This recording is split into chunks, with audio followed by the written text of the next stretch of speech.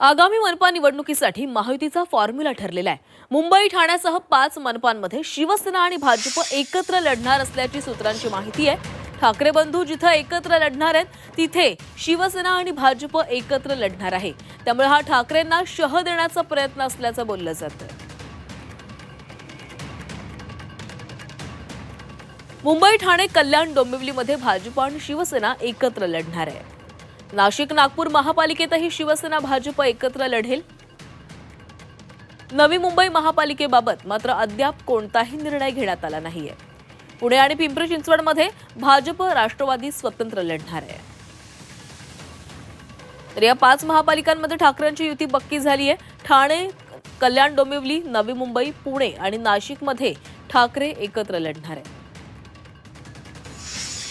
हे सगळीकडेच झालं पाहिजे, नुसतं महानगरपालिकाने त्यानंतर जिल्हा परिषदा पण आहेत। जे आम्ही सातत्याने सांगतोय की महायुतीमध्ये आपण लोकसभा लढलो, विधानसभा लढलो, तर सगळ्याच निवडणुका महायुतीमध्ये लढल्या गेल्या पाहिजे। माझ्यासारख्या कार्यकर्ता अतिशय आनंदी आहे किंवा समाधानी आहे जर हा निर्णय झाला असेल तर। देवेंद्रजी, त्याचबरोबर एकनाथ शिंदे साहेब यांच्या बैठका झालेल्या आहेत। मी दिल्लीत आहे आणि आमचं पहिल्यापासून म्हणणं आहे की लोकसभा आपली युतीमध्ये लढली, विधानसभा युतीमध्ये लढली, तर ठाणे महानगरपालिका असेल, कुठल्याही महानगरपालिका, नगरपालिका युतीमध्ये लढल्या पाहिजेत आणि तशा पद्धतीची युती त्या ठिकाणी होईल असं मला वाटतं।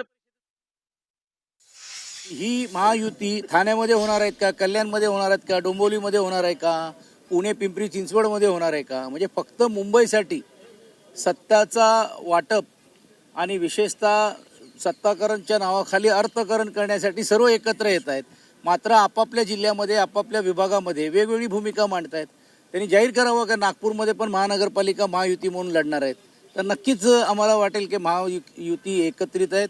आणि ज्या पद्धतीने तुम्ही बघितलं की एकमेकांचे कॉलर पकडण्यापर्यंतची वेळ नगरपालिकामध्ये आली, महानगरपालिका तर एकमेकांच्या डोक्यावर बसणारच आहेत।